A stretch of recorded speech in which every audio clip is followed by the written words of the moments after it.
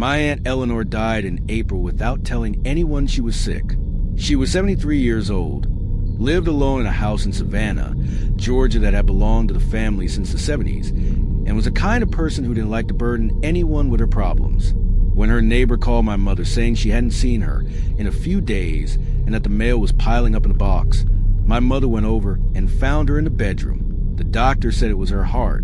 Fast, probably painless. I drove to Savannah 3 days after the funeral to help my mother with everything that needed to be done. Paperwork, the service, the house. Eleanor had no children, and my mother was her closest living relative. She was going to inherit everything, which in practical terms meant the house and whatever was inside it. We hired an appraiser to inventory the estate. He was a middle-aged man named Gerald who showed up with a clipboard and went room by room noting furniture, appliances, and items of value. We followed him through most of it, but at some point my mother stepped away to take a call from an attorney, and I went to the kitchen to get some water, and Gerald was left alone in the storage room at the back of the house for about 20 minutes. When I came back, he was standing in the middle of the room with his clipboard lowered, looking at a specific spot on the wall. I asked if everything was okay. He said yes, that he was just making notes. But when I looked at where he was looking, I saw that it was a wood panel on the lower section of the wall that appeared slightly different from the rest. The paint was the same color, but the wood was newer. Someone had done a recent repair on that specific section of the wall. I asked Gerald what he thought it was. He said it was probably just a moisture repair, that old houses had that kind of thing all the time. He wrote something on his clipboard and moved to the next room, but I stayed there looking at that panel. My Aunt Eleanor was a methodical woman. The house was old but well-maintained. She handled small repairs herself, and when she couldn't, she always called the same handyman who had been doing odd jobs in the neighborhood for years. She had never mentioned any moisture problem in that room in any of our recent conversations. That night after Gerald left and my mother went back to the hotel to rest, I went back to the storage room alone with a flashlight and a screwdriver. The panel was held by 4 screws. I removed all 4 and pulled the wood away from the wall. Behind it was a space of about 16 inches between the drywall and the exterior brick wall, the kind of gap that exists in older homes for ventilation. But that space was not empty. There were 3 shoeboxes stacked on top of each other, wrapped in plastic bags tied shut with masking tape. I opened the first box. It was filled with cash.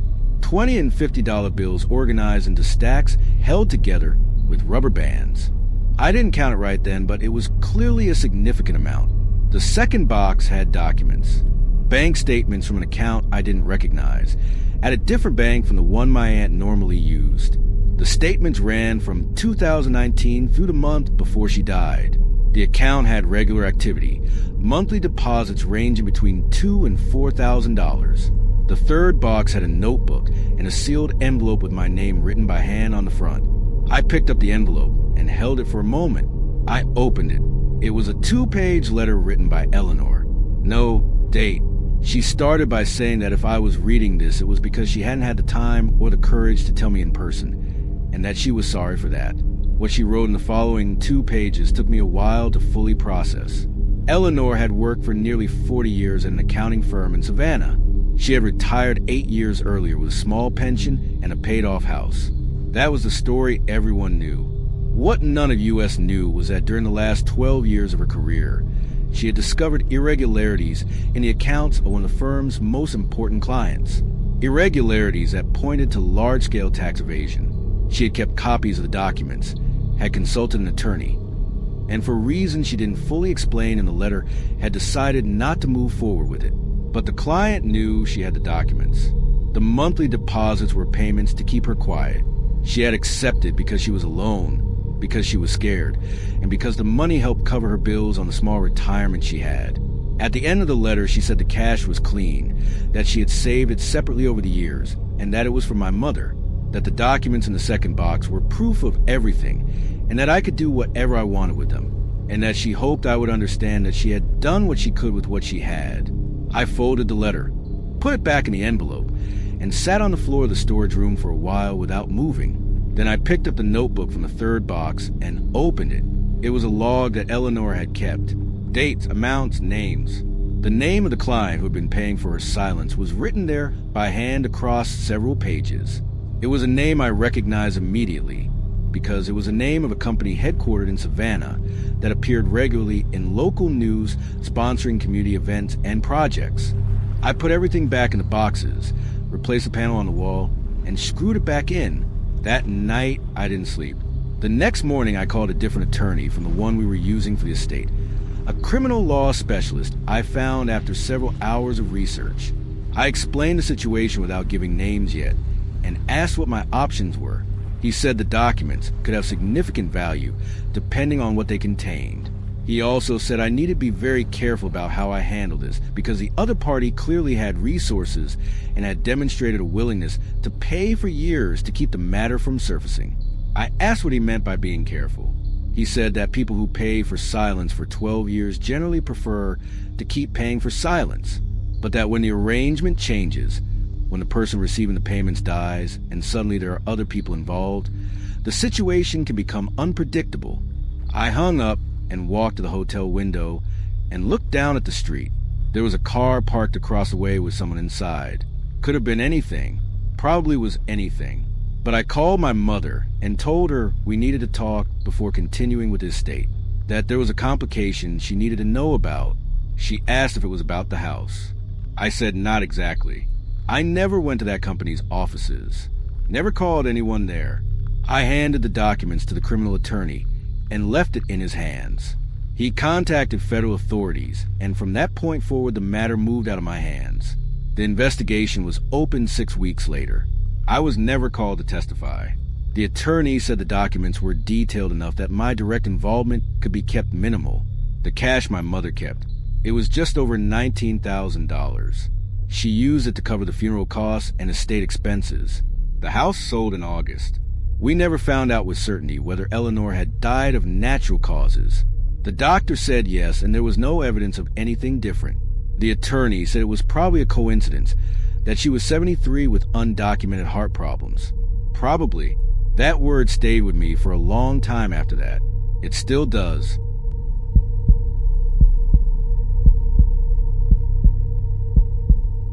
My grandfather died at 82 years old in September, leaving behind a house in Tucson, an old pickup truck, and one that nobody in the family had ever seen before. He had lived alone for 14 years since my grandmother passed. We visited on holidays, called every week, and he seemed fine for his age. Sharp, independent, stubborn the way men of that generation tend to be. He refused help with almost everything, and whenever we offered, he would say he could still manage his own life without needing a babysitter. My mother was the oldest of 3 siblings. She had 2 brothers, David and Patricia, and the 3 of them had a reasonable relationship, no major conflicts.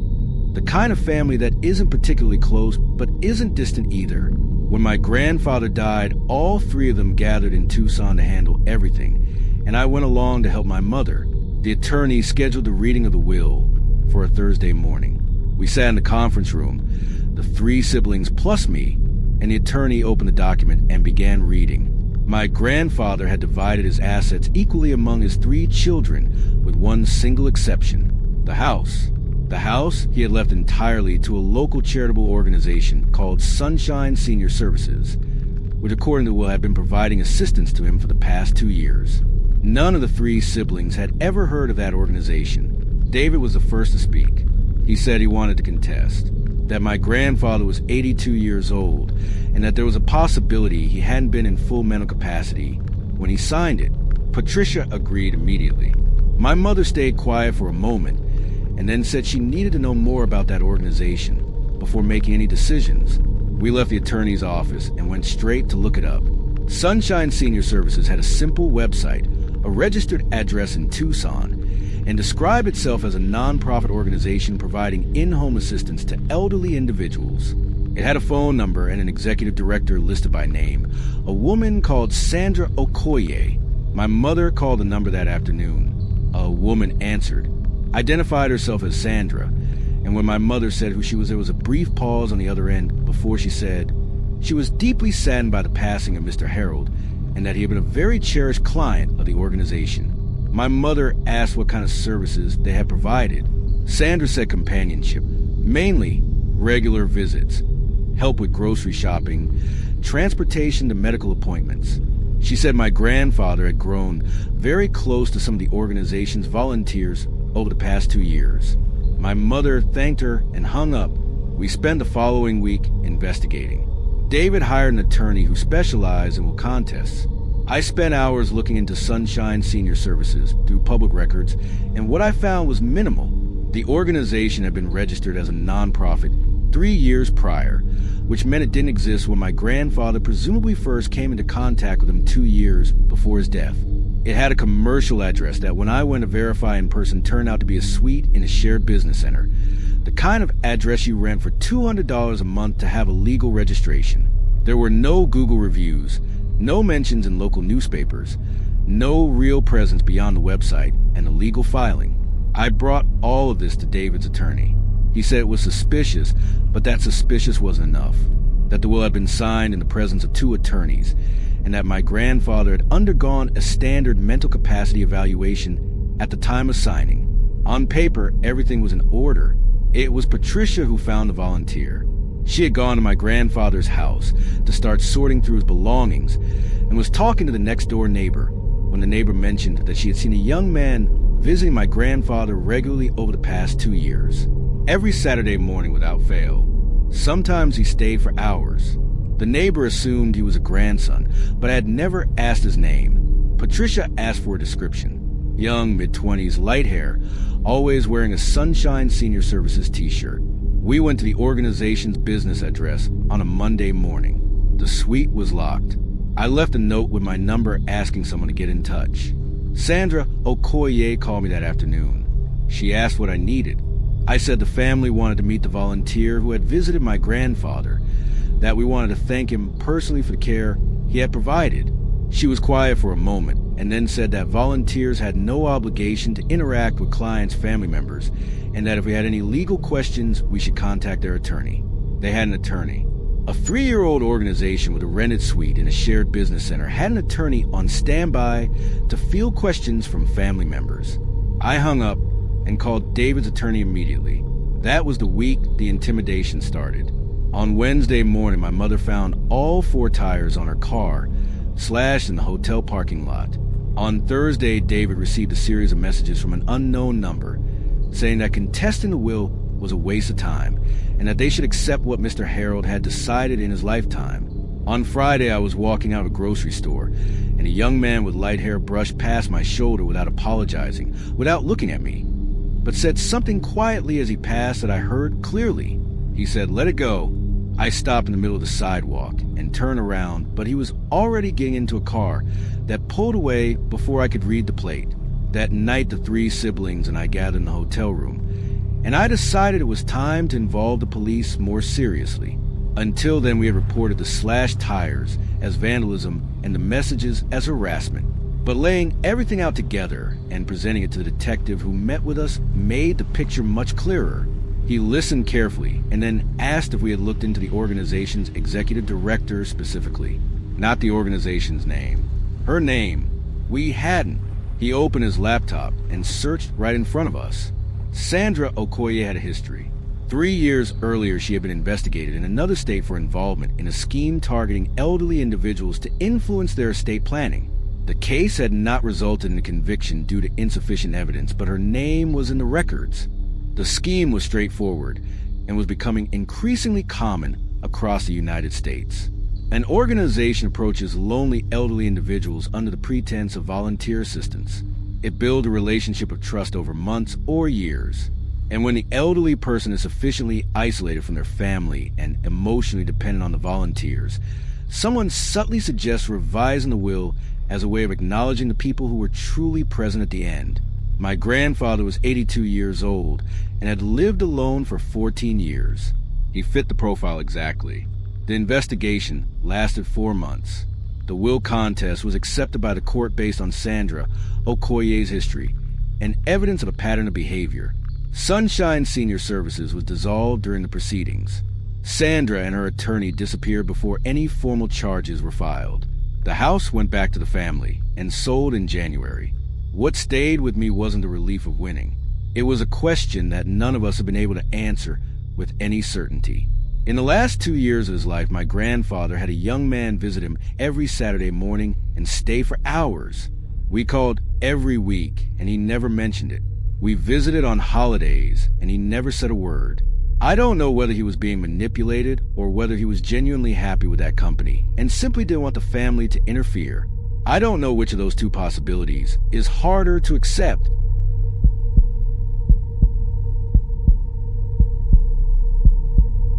My father died on a Tuesday in February, and I found out through a call from his neighbor because the phone he used to talk to me had been turned off for 3 days. He lived in Phoenix, Arizona, for hours away from me. He was 61, had worked as a building maintenance technician for over 20 years, and led a life I would describe as completely devoid of surprises. He woke up early, worked, came home, and watched sports on TV. He had been a widower since my mother died when I was 17. I was an only child. I had no other close relatives besides an uncle in New Mexico whom we barely spoke to. When a neighbor called saying she had seen an ambulance in front of his house, I already knew what I was going to find when I got there, or at least I thought I did. The probate process began 3 weeks after the funeral. The lawyer my father had used for his will call me to schedule a meeting. I went to the office thinking it would be a quick conversation. My father didn't have much. The house, an old car, a savings account with about $40,000. It was all going to be mine. It was the obvious outcome. The lawyer received me, closed the door, and before opening any documents, asked if I was aware of any other heirs. I said no, that I was an only child. He opened a folder and slid a document toward me. It was a legal notification. A woman named Denise Carvalho had filed a claim against the estate. She alleged that she had lived with him in a common-law marriage for the last 11 years. 11 years. My father had died at 61. 11 years ago, I was 26. I talked to him every Sunday. I visited 2 or 3 times a year. At no point in any conversation had he ever mentioned to Denise. The lawyer explained that she had substantial documentation, joint accounts, and a common address different from the house. I knew my father maintained a second address. I left the office with the paper in my lap and sat in the car for a while, feeling the air. Conditioning freeze the sweat on the back of my neck. I looked up the address on my phone. It was an apartment in a common residential complex in Phoenix, 20 minutes from my childhood home. I went there. I climbed the external stairs of the block and knocked on the door.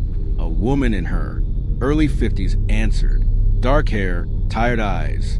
She didn't look surprised to see me. "I know who you are," she said, before I could introduce myself.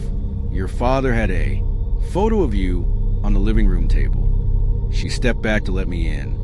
The apartment was small, warm, and exuded a familiar smell of coffee and cinnamon. The same smell as my father's house.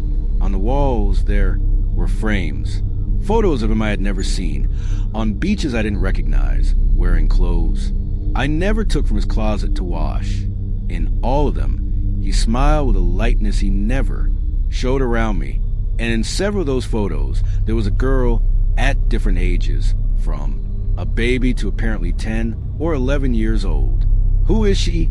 My voice came out lower than I intended. Denise held my gaze. A cold look, almost one of pity. "That's his daughter, your sister." I drove back to Tucson that night, feeling a nausea that wouldn't go away. In the following weeks, as the legal process unfolded, reality began to unravel in layers. I discovered that the joint account had existed for 9 years. The apartment had been in both their names for 7. The girl was enrolled in a school 3 blocks away, and my father picked her up every Friday. Every Friday. I tried to reconstruct the past in my head, and the horror hit me in the logistics. During the times I traveled to Phoenix to visit him, we always met at the old house. He would meet me at the door, wearing the same worn-out sweatshirt. The place looked inhabited. There was a dirty cup in the sink, the day's newspaper on the table, clothes in a hamper. Only then did I understand the level of the method. That house was no longer his home. It was a stage.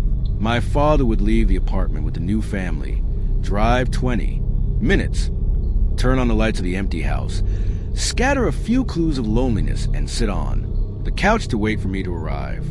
He performed the role of the widowed, lonely father for 48 hours, and as soon as I hit the road back, he would lock the doors, turn off the lights, and return to his real life. I spent a decade visiting a theater set. In the third month of the lawsuit, the legal hostility took on darker tones. I received a message from an unknown number. It was just a photo of my car, parked in front of my building in Tucson, taken late at night. 2 hours later, another message arrived. You're fighting for what isn't yours. Leave the girl alone. There was no explicit threat of physical violence, and that made it worse. It was the feeling of invasion. They knew where I lived, they knew my schedule, and they were watching me with the same silent patience. My father used to lie to me for 11 years. His blood ran in those people too. The same capacity to operate in the shadows. The process lasted 8 months and ended in a tense out-of-court settlement. Denise kept the apartment. I kept the old house, the stage, and split the savings. The girl never appeared in the hearings. She was shielded by the lawyers. I never tried to contact her. I am terrified of what I might find if I look too closely at someone who shares half of that man's DNA. The lawsuit ended. The messages stopped, but the horror remained encapsulated in the silence. Every Sunday for years, I called him and asked, "How are things, Dad?" And he would answer, "Everything's fine, son, all normal, the same as always." What haunts me every night isn't the lost money or the existence of the other family. It's realizing that the human voice is capable of simulating affection and normalcy without leaving a single trace of guilt in the tone. I live with a stranger molded in my father's image. I still don't know which of the two lives was real. And the worst thought of all, the one that keeps me from sleeping, is looking into the mirror and wondering at what point in my life I will start doing the same.